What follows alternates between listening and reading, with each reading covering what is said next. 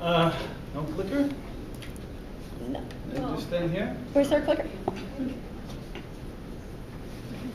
All right, so a question you might have heard a lot of times. What's the difference between a product and a brand? Someone? No? No. All right, A whatever. brand communicates a message about a product. All right, that's one answer. Where does the product live? Product lives on the shelf. Yeah. And a brand lives in your mind. So what's the difference between this regular coffee cup and this coffee cup on the right? The difference is knowledge. Well, all you know about this coffee cup is the functional attributes. You have a whole slew of attributes to this cup. You have a story, you have values, emotion, visuals, all things you can connect to this Starbucks cup and why you're willing to pay 4 times as much. It's true also when it comes to people. This coffee cup is your resume. It got functional attributes. It doesn't represent a lot more than this. But how do you turn it to a brand, to a person who has a story, who has values, who has something more than just, I went here, I studied there, I worked, whatever. So,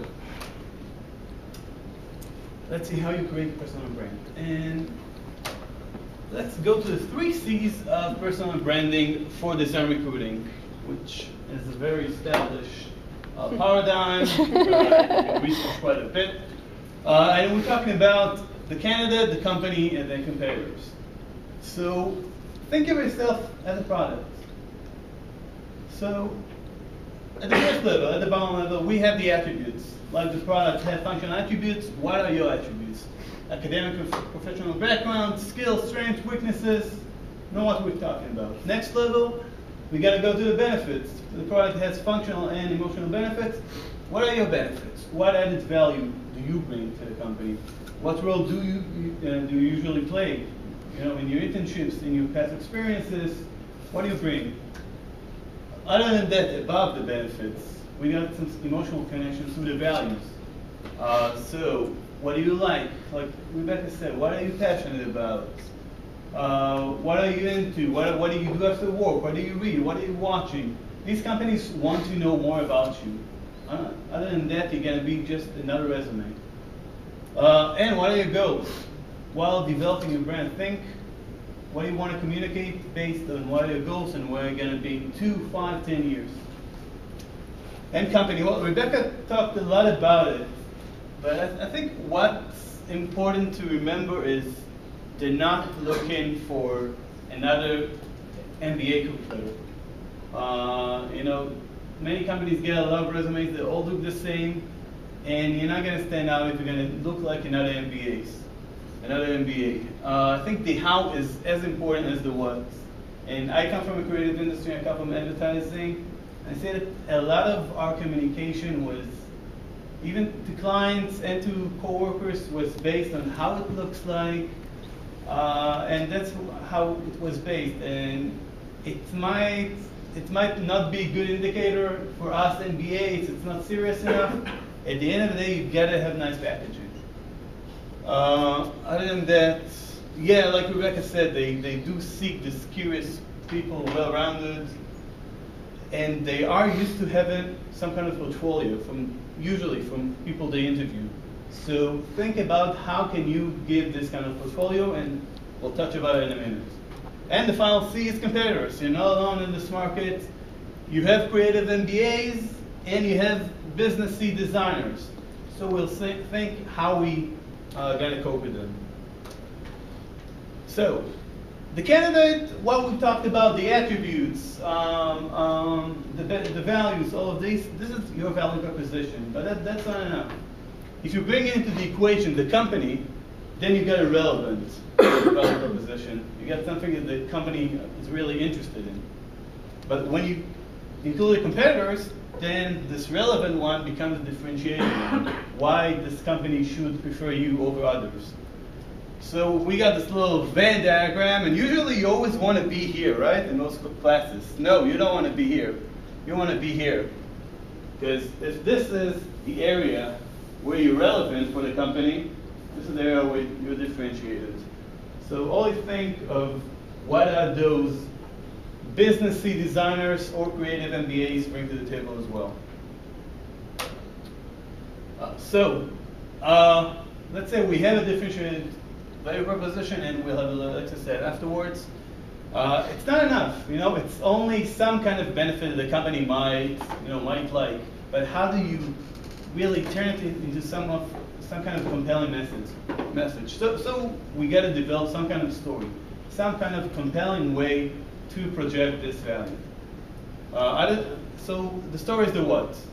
Now we have to, to create a brand, we got to add the voice. The voice is the how. So it's not only the story, it's the language you use, it's the gestures when you meet people, it's the visuals, it's everything that's not content, but the packaging. And then you've got the personal brand. And I'm going to give some example of how I did it in retrospect. I didn't do that formally in advance, but what I saw myself back in the days when I started, even now when I'm recruiting, is some kind of a creative global MBA with a very diverse background. But that doesn't mean a lot, it's not compelling. So my story above it is how I pursued creativity for my entire life. And when I tell it in interviews and when I tell it in other mediums, you see people being captured because you got to build an interesting story above this value. And the voice. The voice is also, you got to choose it, and you should be natural. So I was easygoing for very Israeli, because I'm Israeli and I can't escape from it. But I tried to see how it can work for my benefit. Some companies didn't like it, but really try to stay what you are. But you can project what you choose. So having a slick design for my blog is something I chose to have. And having a logo and everything is something I chose to have. And the way I write and what I write about. And eventually I built a blog which is called Brandaholic, which is supposed to reflect how I like brands, I like branding, I like creativity and all. And now I'll talk about a bit of, okay, you get a brand, how do you communicate it? So, we're just talking about how the difference between your resume to your brand is knowledge. Knowledge the company has about you. But the question is, how did they get this knowledge? How did they get it? They got a resume, all right. What are the tools that they use to get knowledge about you? Yeah? Recommendations from trusted peers. All right. How do they get to the peers? Let's say it's just... Well, we have to get to them. Okay. And then they turn trends. Okay, just the company you don't know anybody in.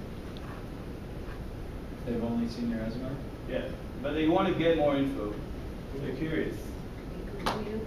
They Google, right? They Google you. They use all kinds of methods in digital media in order to get more info about you. And I talked to enough HR people. I had 12 interviews in the last week, trust me. They Google you, they Facebook you, they LinkedIn you, they do everything that they can. And we visited Landor in the San Francisco track, and one guy asked to see your digital footprints. He asked people, please send me stuff, your presentations, send me your designs. So they do seek for it. So they use all kinds of tools, LinkedIn, Twitter, Facebook, SlideShare.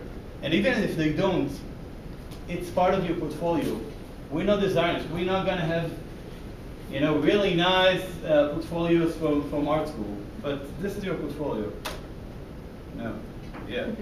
So these are the footprints. If I just Google myself, I see a blog, I see LinkedIn, I see SlideShare, Facebook, Twitter, Flickr, and everyone who would write Asaf Hockman in Google will see it as well. So I gotta make sure that what's in there is good and reflects what I want about my brand. So a blog is always a good idea. It sounds like an amazing commitment. It's not. We have free tools, free design tools. You don't need to know anything about it.